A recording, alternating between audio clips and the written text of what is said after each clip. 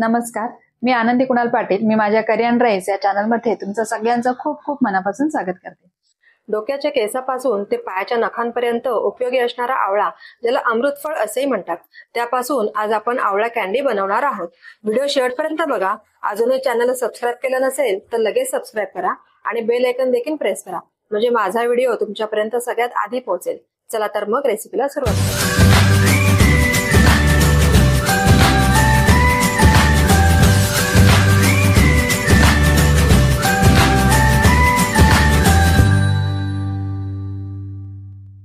मी 1 kilo आवळ्यासाठी 1 kilo पिठी साखर घेतलेली आहे.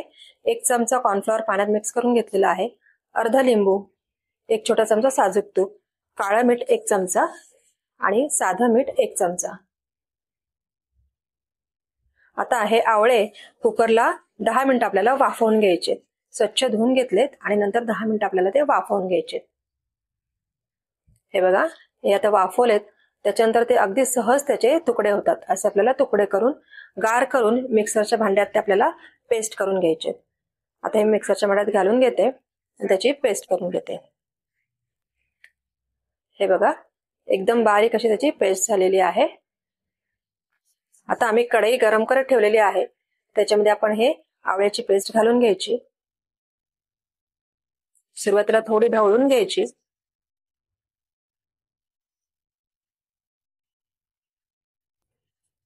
आता लगेचच त्याच्यामध्ये साखर घालून घ्यायची. पिठी साखर आपण केलेली आहे ती त्याच्यात घालून घ्यायची, कारण साखरेला लगेच पाणी सुटतं आणि आपल्याला ते पूर्ण आटवून घ्यायचे. त्याच्यामुळे साखर आधीच घालून घ्यायची.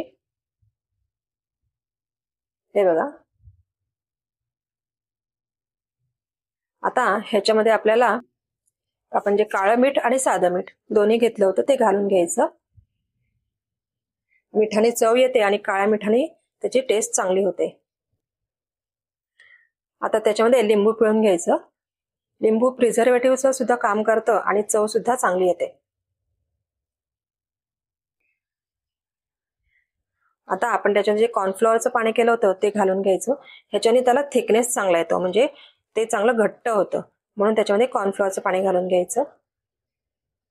आणि साजूक तूप आता त्याच्यामध्ये घालून घ्यायचं. साजूक तुपाने त्याला शायनिंग येते, म्हणून साजूक तूप घालायचं. आता हे तोपर्यंत आपल्याला ढवळत राहायचंय जोपर्यंत तो एक गठ्ठा होत नाही. हे बघा, आता हे चांगलं एक गठ्ठा झालेलं आहे. आपलं मिश्रण तयार आहे. आता आपल्याला ताटलीत काढून घ्यायचंय. ताटलीला साजूक तूप लावून घ्यायचं. ताटलीला तूप लावून झालंय, त्याच्यामध्ये आता हे मिश्रण काढून घ्यायचंय. म्हणजे कालथानी पसरवून घ्यायचंय. हे गरम असतानाच आपल्याला करायचं, म्हणजे ते आपल्याला हवं तसं व्यवस्थित त्याला आकार देता येतो. आता हे पाहिजे त्या जाडीचं आपण पसरवून घ्यायचं आणि नंतर त्या हाताने आपल्याला त्याला शेप देऊन घ्यायचा आहे. हाताने ते व्यवस्थित प्लेन होतं आणि नंतर आपल्याला ते थंड करून घ्यायचंय. आता हे पूर्ण थंड होऊ द्यायचं. आता हे बघा, हे थंड झालेलं आहे. आता याच्यानंतर आपल्याला त्याच्या वड्या पाडून घ्यायच्या आहेत. आता हे बघा, ताटलीचं हे पूर्ण मोकळं झालंय की नाही आपण बघून घ्यायचं. तूप लावलेलं असल्यामुळे ते सहज निघतं.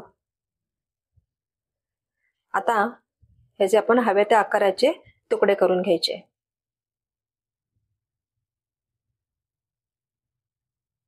तुम्हाला जसे हवे त्याप्रमाणे तुम्ही तुकडे करून घेऊ शकता.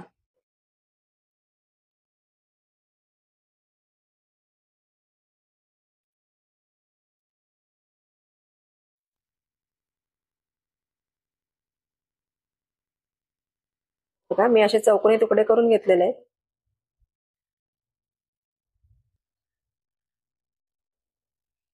हे बघा, मी तुम्हाला दाखवते.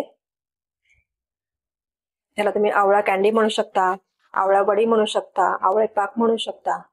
अगदी तोंडाला चव आणणारा असा हा आवळे पाक किंवा आवळा कॅन्डी खायला खूप छान लागते. तुम्ही नक्की करून बघा. आता ह्याच्यावर पिठी साखर भुरभरून ही बरणीमध्ये भरून ठेवायची. ती अगदी वर्षभर सुद्धा चांगली राहते.